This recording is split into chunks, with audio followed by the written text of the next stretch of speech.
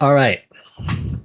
So the situation with the corrupt Utah Police Department, they made a response to the situation, and I'm really curious what they have to say. You can't. There's nothing to hide. Cameron Paul, You can't hide and this. I am the Chief of Police loud. for the American Fork Police Department.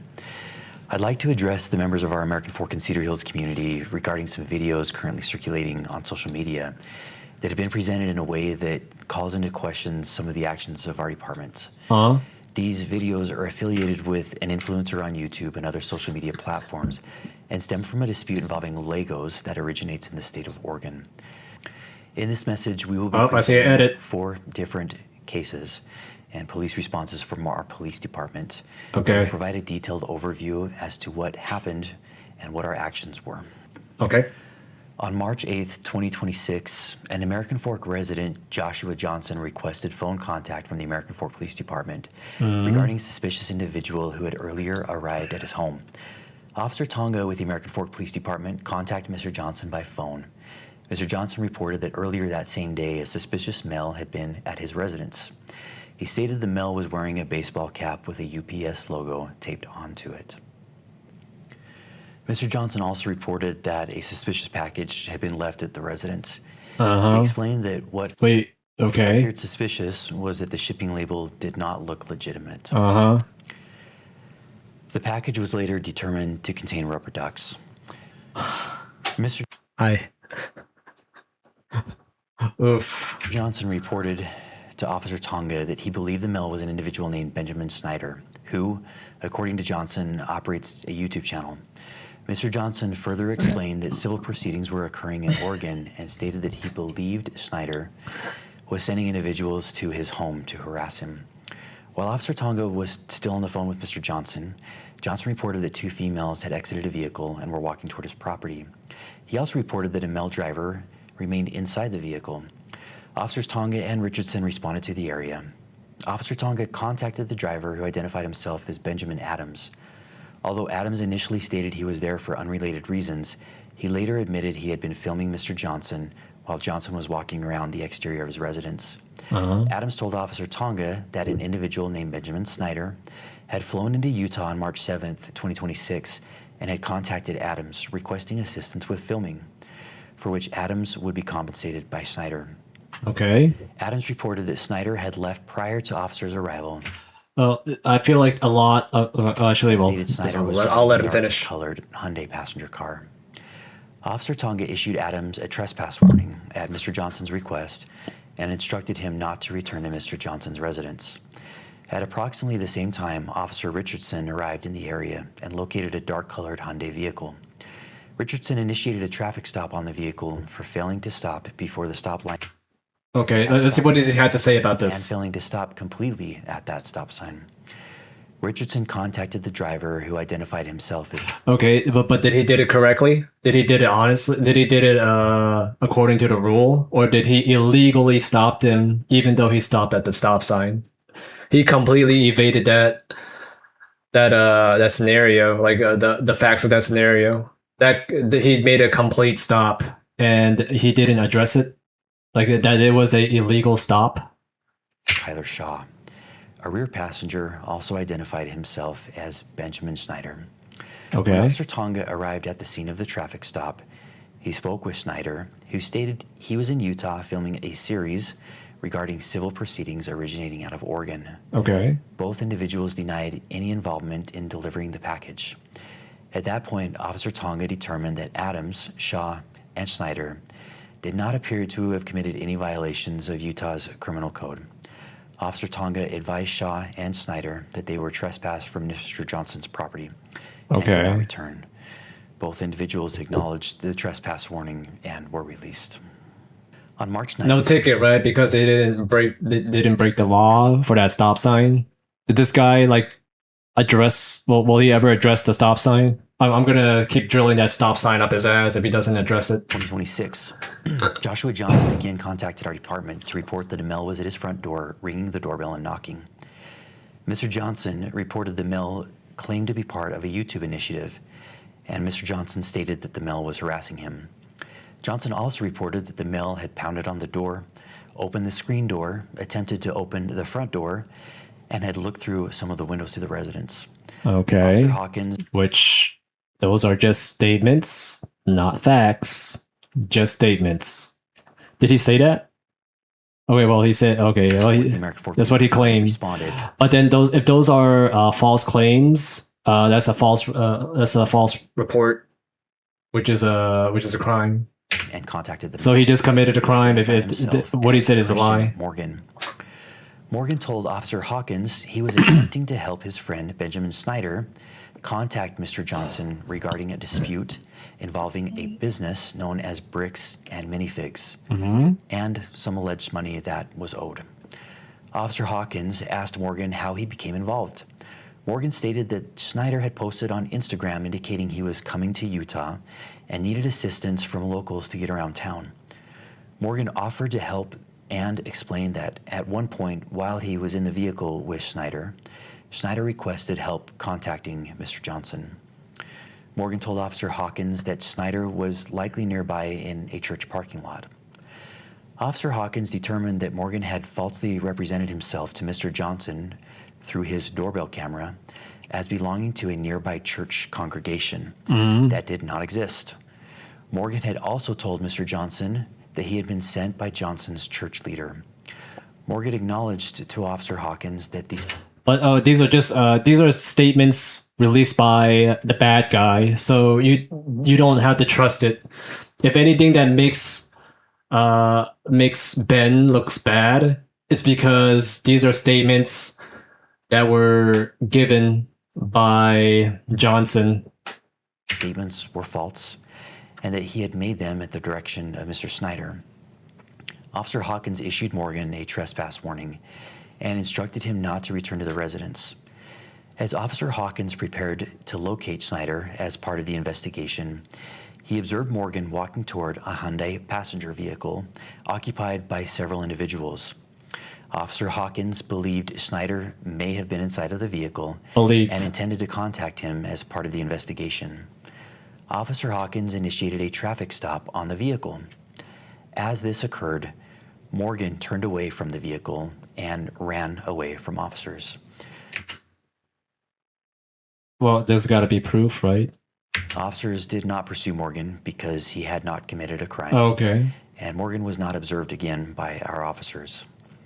Officer Hawkins discovered the vehicle was occupied by Tyler Shaw and Benjamin Snyder, both of whom had been trespassed from Mr. Johnson's residence the previous day. As Officer Hawkins spoke with Shaw and Snyder, they initially denied sending Morgan to the residence.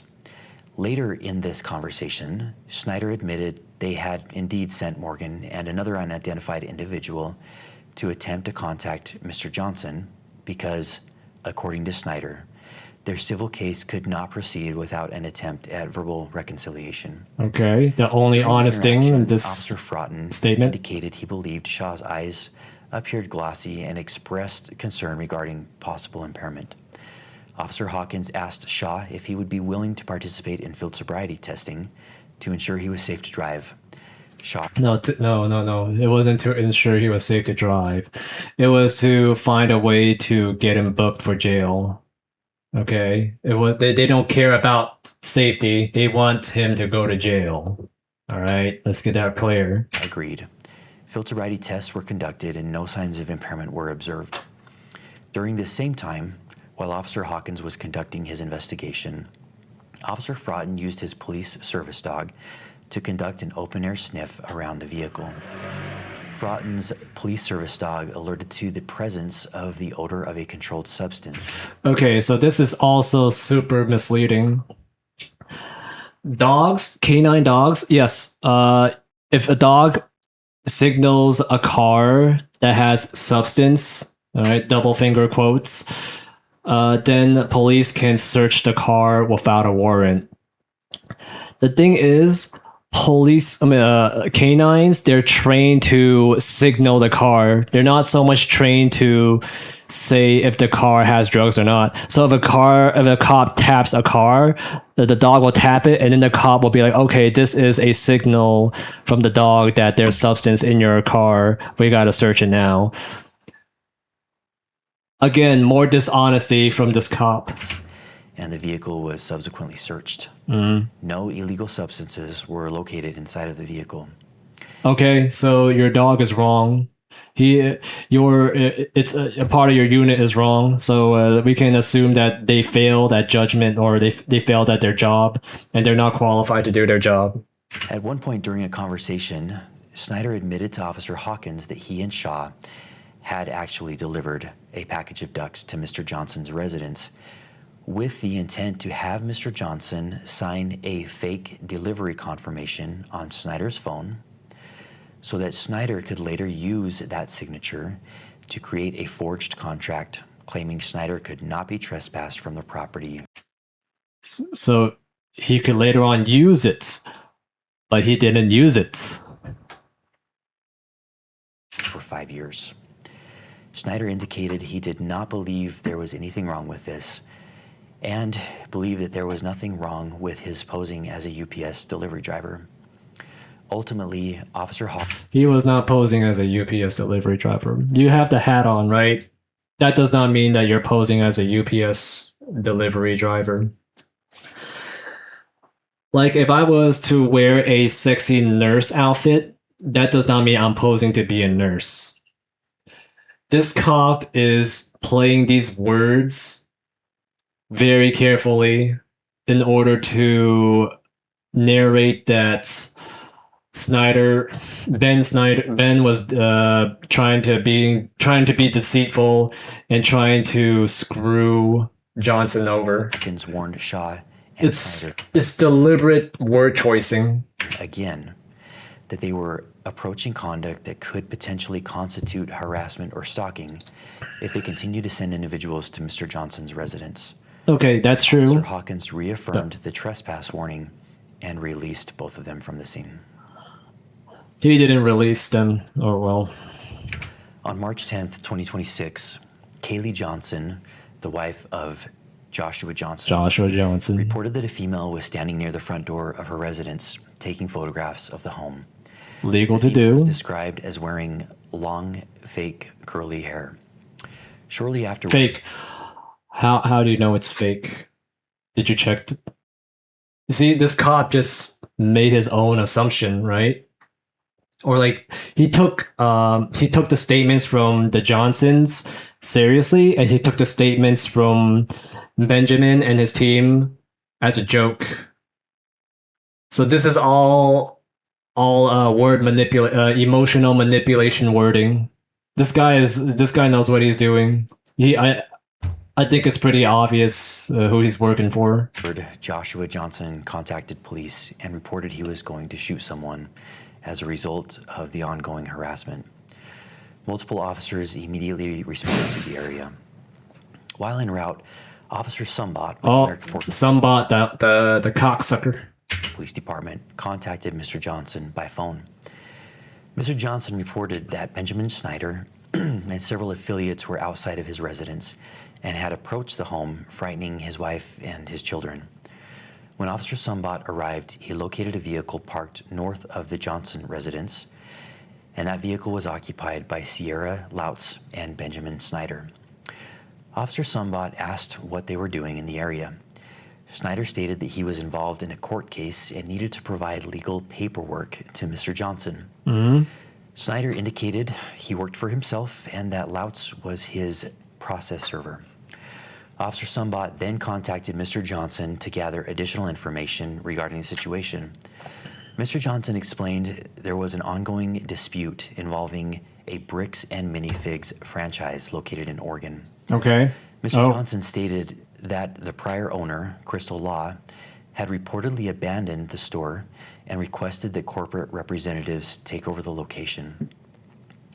Mr. Johnson identified himself as an employee of Bricks and Minifigs. Okay, so that's super misleading. You do know, like, for example, right, Bill Gates owns Microsoft, but technically he's a employee of Microsoft. He takes a salary from Microsoft. He takes $1, but then he gets billions in shares. I think the same thing with Elon Musk, right? Elon Musk is technically a employee of his company, but you could say he owns Tesla. Stated that he had been So that's super misleading. Like they're trying to say this chief is trying to say that Johnson is not the owner of the store. He's just an employee, but he is the owner of the store. Common sense speaking. to secure the franchise location and protect company assets. Uh-huh. Mr. Johnson further explained that Law had entered into a consignment agreement with an individual named Brian Mansell, but according to Johnson, Mansell had not been paid. Mr. Johnson stated that when he arrived at the Oregon franchise location, Mansell demanded payment from Johnson and his business partner. Johnson reported that corporate representatives advised him they would address the consignment issue directly. However, Johnson claimed that Mansell continued attempting to hold Johnson and his business partner personally responsible under the agreement. Mr. Johnson also reported there were Lego sets believed to belong to Mansell that remained at the store. No, it's proven that they do belong to him. Not believed, proven. According to Johnson, they offered to return those items, but Mansell refused and continued demanding compensation. Mr. Johnson alleged that Mansell had hired Benjamin Snyder to harass. Hire? Where's the proof of hiring? Because he didn't hire. He asked him for help, for favor, but that's not hiring. If I were to ask my neighbor to trim his lawn, is that me hiring him to trim his lawn? Yeah, they're making stuff up on the spot. Stock, vandalized the store, threatened to murder the manager of the store. Where's the proof? If he threatened to murder the manager of the store, you guys would have arrested him a long time ago. But because you don't have that proof, you can't arrest him for that, can you? And forged signatures. Mr. Johnson then explained to Officer Sumbot several incidences from the previous days allegedly involving Snyder and or Snyder's affiliates. Officer Sumbot informed Mr. Johnson that Snyder stated he was present with a process server to serve legal paperwork. Okay, yep, we saw Mr. that. Johnson claimed the paperwork was fraudulent. Officer Sumbot again contacted Snyder. So that officer doesn't know what he's talking about. Sumbot. He doesn't know what he's talking about. You have to give him the papers before a judge could be assigned. Either he'd never seen papers before, legal papers before, or he's feigning ignorance. Who stated they needed to physically deliver copies of the paperwork to Mr. Johnson. Officer Sumbot's report states, Snyder told me he was following the government's instructions and that Johnson keeps calling the cops on him to avoid getting in trouble for his crimes. Snyder said this is the third time Johnson has called the cops because he thinks that if he keeps calling the cops on him, he can get away with it. But we are showing him that he's not going to get away with these crimes. Snyder allowed Officer Sumbot to take the paperwork to Mr. Johnson, which Officer Sumbot did in an attempt to help Mr. Snyder. Officer Sumbot advised Mr. Johnson that the paperwork appeared to be related to a claim and a case that and that audio got redacted. Originated in Oregon. Mr. Johnson stated that he had already contacted the Oregon Law Enforcement Agency with jurisdiction, which was the Kaiser Police Department, and had been told that nothing had been filed. Mr. Johnson also stated he believed the situation was being created solely for YouTube content purposes and declined to accept service. Solely, not for solely. That guy actually cares about victims. Solely? Look at that. He's trying to paint this guy off as a nuisance YouTuber. Like, oh, this guy's just making YouTube videos, for clout. He doesn't care about anything. It's just solely for YouTube. He doesn't care about helping people. Officer Sumbot contacted the Marion County Circuit Court in Oregon to verify the legitimacy of the paperwork. The court confirmed that the case was indeed legitimate, but that papers had already been served and no hearing date had yet been scheduled. Mm-hmm.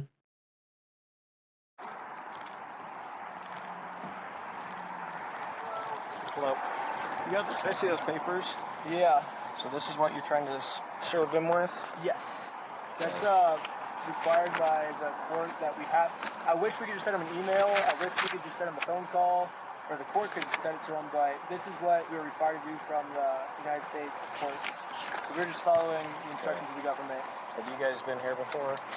I have once. I came one time to have a good faith conversation with them before suing, which the government also requires us to have before. So are you Benjamin Schneider? Yes. Okay. So I'm just following basically the instructions of the government, and he keeps calling the cops on me to try to avoid getting in trouble for his crimes. Okay. So that's why he keeps calling. I think it's like the third time he's called the cops now on us, because he thinks if I just call the cops on me, he can get away with it. But we're showing him like we're not gonna let him get away with his crime. So. Okay. You okay if I give these papers to him? Yeah, for sure. Okay. Hang tight. We're gonna finish up some things on our end when we chose. Okay, we might need you to fill out some documents later then, as proof of service, if that's okay, but, because whoever serves him has to fill out a proof of service and might have to fill out some court papers, but that's just the legal way to do it. Okay. Just give me 1 minute. Okay. Okay. Oh, what happened? Oh, what's with that cut? Well, I don't see you serving him the papers.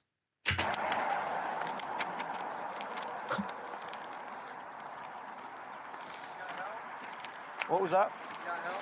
He does not want the paper. So They didn't even show it. They did not. They edit that clip right out of the body cam. Papers? here's that back for you. Okay. He wanted you trespassed. While officers were speaking with the involved parties, a No sign proof. was also located on the park strip across from Mr. No Johnson's proof. residence. The sign depicted Mr. Johnson holding U.S. currency. That's a good sign. While standing in front of an elderly man lying in a hospital bed. The sign contained the statement, "I stole a dying man's life savings." Snyder admitted he had placed the sign earlier that day. Officer Sumbot advised Snyder that, based on the ongoing conduct being reported and observed, officers believed his actions were approaching the statutory elements of stalking under Utah law. Specifically, officers expressed concern regarding repeated appearances at the residence, directing multiple individuals to contact the family, photographing the home, and placing objects and signs at the property. Officers had already given Snyder earlier warnings. Snyder responded that he believed he was following court procedure. An individual commits stalking if the individual intentionally or knowingly engages in a course of conduct. Reckless as to whether course of conduct will cause a reasonable person to suffer from Dude, that could be anything. Like, you could literally just walk your dog next to his house, and then he would have some kind of fear of his own safety or whatever. That you could literally bullshit this crime onto anybody. Stalking an injunction issued. You could even do this to a kid. If a kid like shits on the floor within a block of you, you could be like, "Oh, that kid is stalking me." Directed at a specific individual, and knows or is reckless as to whether that course of conduct would cause a reasonable person to fear for the individual's own safety or the safety of another, or to suffer other emotional distress. Utah law defines a This course of cop does not care about equality. He is 100% helping the boys in blue. He is practicing the blue code where, okay, we fucked up. All right, let's find some way to bullshit our way out of this.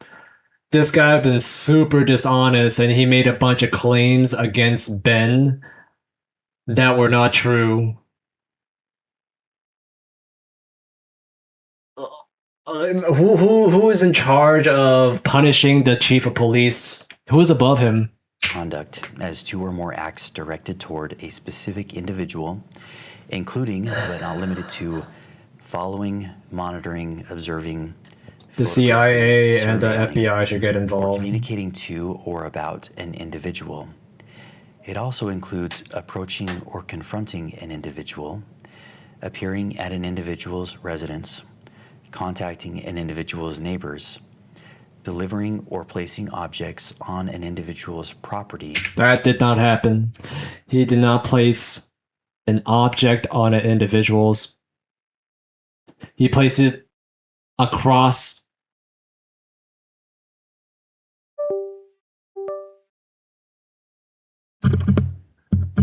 Some way away from his property. So this chief of police, he's trying to manipulate the language to get people to think, oh, this is what happened. and using electronic communication or third parties to engage in such conduct. Based on the totality of the known facts at the time, officers established probable cause that Snyder had committed the offenses of stalking and targeted residential picketing under Utah law. Snyder was subsequently arrested and transported to the Utah County Jail.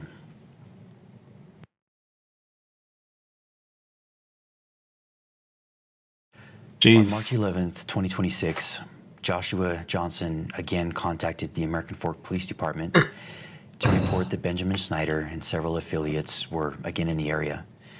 Mr. Johnson reported that the What's the proof? You gotta have proof, right? individual he believed had been stalking him was across the street from his residence. Oh, okay. facing There's that another sign time.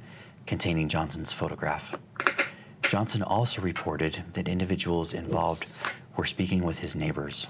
Officer Richardson with the American Fork Police Department responded to the area and observed 4 individuals hanging a sign Okay, oh, it's this directly incident. across Okay. from Johnson's residence. The sign appeared to be either the same sign or a replica of the sign that was referenced in case 26AF02033. Officer Richardson contacted the group and asked what they were doing.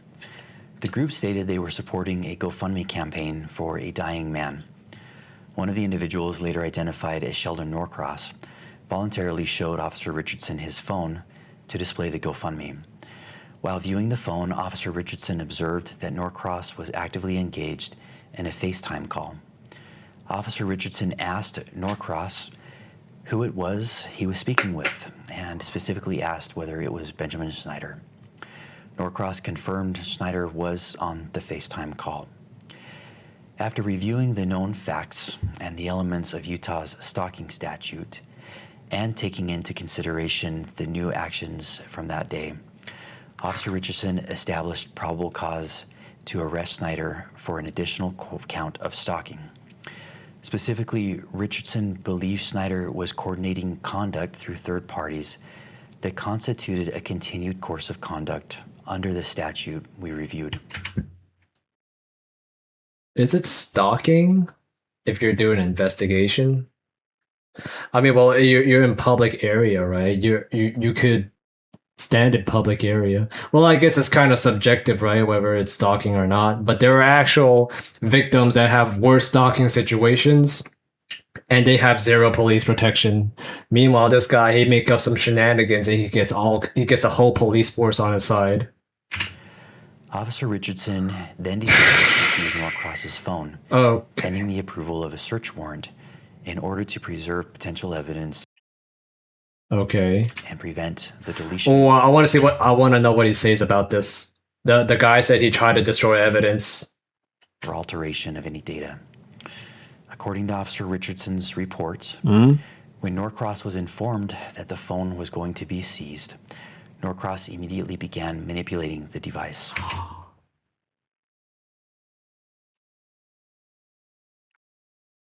You can look at the body cam yourself, and you can see that there is no manipulation involved.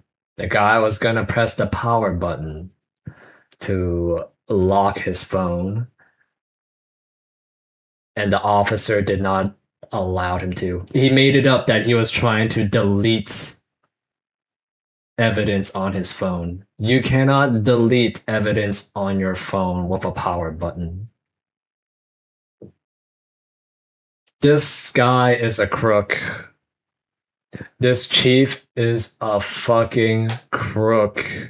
Him and everyone in that station are crooks. They're all in this together. Mormon crooks. Oh my god. Richardson wrote in his report. Norcross then immediately opened his phone and began manipulating it. No, he did not. Which led myself and Lieutenant Adamson to believe he was attempting to destroy evidence on his device. At that point, Officer Richardson and Lieutenant Adamson forcibly removed the phone from Norcross's grasp after what Richardson describes in his report as a very brief altercation. There was no altercation. They literally made that up. And now they have the chief of police make a bullshit statement. Norcross was then detained in handcuffs as part of the stalking investigation. At this time, officers did not know where Snyder was located. While still on scene, Officer Richardson received information from an American Fork resident stating that several YouTubers had been renting an Airbnb property from this citizen. Officers responded to the Airbnb with the intent to arrest Snyder for an additional count of stalking. Upon arrival, officers developed probable cause, including information gathered from video surveillance from What was on the search warrant? Is he gonna mention that the search warrant was to look for Legos at the dude's place? the Airbnb, to believe that Snyder had entered the residence and had not yet exited. Officers then prepared a search warrant affidavit requesting authorization to enter the residence And look for what? to locate and arrest Snyder. And look for what? During contact with the He didn't mention it. He did not mention that the search warrant was gonna look for Legos. Johnson called Ben and told him, "Oh, go ahead. I'ma say you stole the Legos," and then they have the judge issue a search warrant to arrest Snyder and to also look for stolen Legos. The chief of police did not mention that. You want to know why? Airbnb owner, the owner reported overhearing conversations about possible stolen Oh, okay. items. All right. He's Specifically, officers wrote in the search warrant affidavit, the homeowner also disclosed that he could hear multiple individuals inside the residence speaking about possibly stolen Lego toys they had taken. they had taken.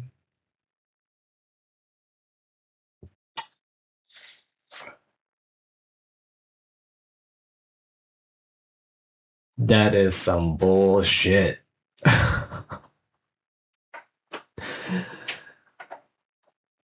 To think that even the chief of police is in on it. That is insane. Oh my god. Based on that information, officers added a request within the search warrant affidavit seeking authorization to also search for and seize possible stolen property, including Lego merchandise. 4th District Judge Roger W. Griffin reviewed and approved the search warrant. Okay, that judge is a crook. That judge is also a mega crook. Officers executed the warrant as a knock and announce warrant. What this means is that our officers take the time to knock on the door, to present themselves as officers, and to inform anyone Dude, they busted in. What the hell are you talking about? They busted the fuck in. inside that they have a search warrant. As they were doing this, individuals came to the door. Ultimately, 5 individuals exited the residence. Those individuals were identified as Benjamin Snyder, Uh-huh. Tyler Shaw, Is he going to mention how Benjamin tried to escape and then the officer grabbed him and locked his arm up and made him dislocate his shoulder? even Is he Al gonna mention it? Sierra Lautz, and a male who was later identified as a 16-year-old juvenile. As the individuals exited the residence, they were placed in handcuffs while officers secured the scene. During Snyder's detention, Did they find any Legos? Lieutenant Adamson took hold of Snyder's right arm. Lieutenant Adamson later reported that he felt Snyder tense his arm, at which point Adamson moved Snyder's right arm behind his back to place him into custody. Mr. Snyder later addressed this incident in one of his YouTube videos. In the X-ray image displayed by Mr. Snyder in that video, a small L is visible in the upper right-hand corner of the X-ray. The L indicates the image is that of the left shoulder. The video shows Lieutenant Adamson handling Snyder's right arm during the arrest. Additionally, officers documented no complaints of arm or shoulder pain by Mr. Snyder during his detention, transport, or booking process at the jail. All 5 individuals were transported to the American Fork Police Department. Wait, is that true? I feel like. Oh, hold on. I'll look it up Due to later limited on. interview room availability, the individuals were placed in a combination of interview rooms and holding cells while interviews were conducted. The juvenile male was also immediately released to his parents upon arrival at the police department. The 4 adult individuals agreed to interviews with Detective Nicosia. The contents of those interviews are documented in the Associated Police reports, which will be made available through a link accompanying this video. Ultimately, Detective Nicosia determined that Shaw, Allen, and Lautz appeared to have been acting at the direction and encouragement of Mr. Snyder. Okay. These 3 individuals were ultimately released from the police department. Mr. Snyder was subsequently transported to the Utah County Jail, where he was booked for an additional charge of stalking. Okay.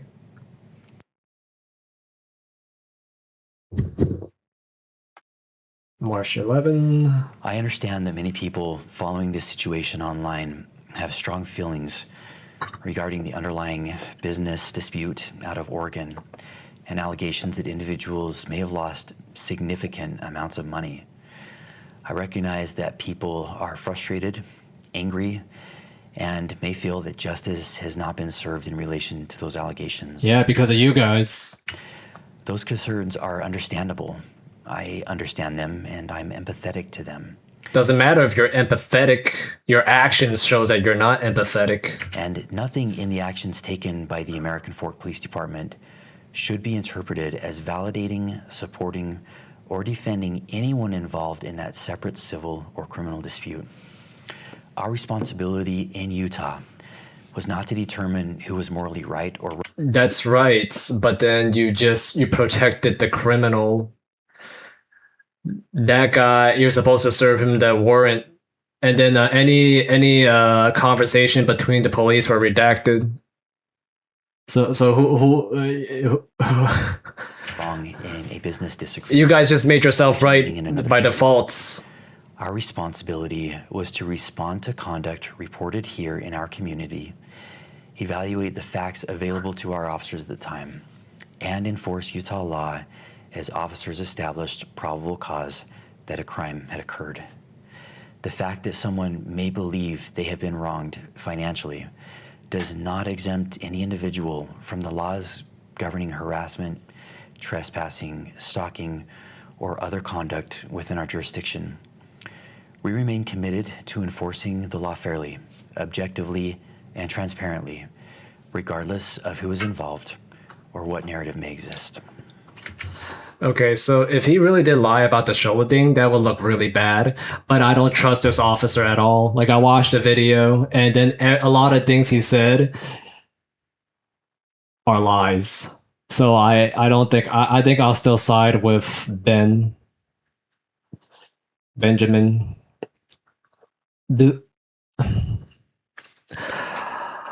I've never seen police corruption at this scale my entire life.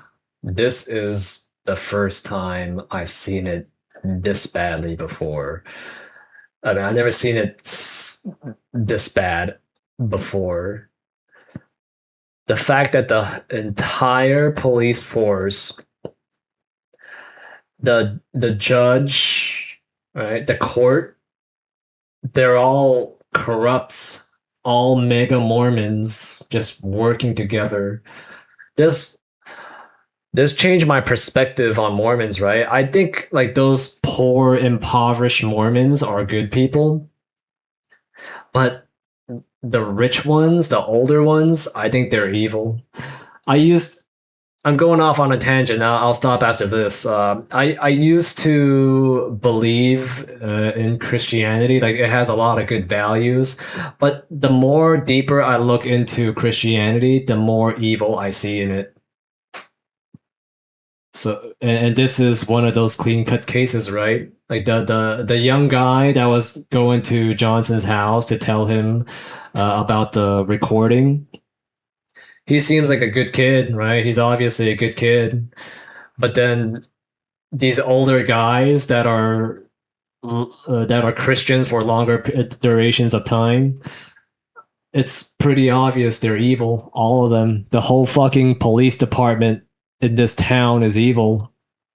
Holy shit! I've never seen it at this scale before. That is insane. Oh my gosh. If you're a police officer, you gotta condemn this behavior. Because if you don't do it right, if you're like a police officer, let's say like from Ohio or New York, and you don't condemn this kind of behavior, it's gonna make you guys look bad. Everyone's gonna look at cops and think, oh my god, it's a corrupt cop. Even this video changed my perspective on cops, right? I was like, I think like 1 in every 10 cops are bad. Now I'm starting to think like 3 in every 10 cops are bad now because of this video alone. I couldn't imagine how corruption can be at this scale. It's fucking massive. And also, same with you Mormons.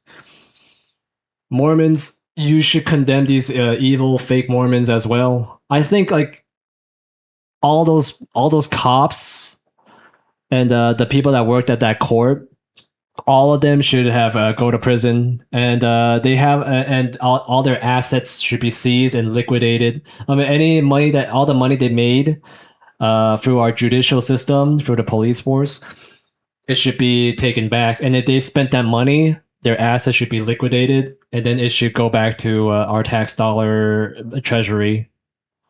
I don't think that they deserve to have the salary paid. Like all the salary that has been paid to them, give it back to our treasury. Period. And and they also had to go to jail for at least 25 years.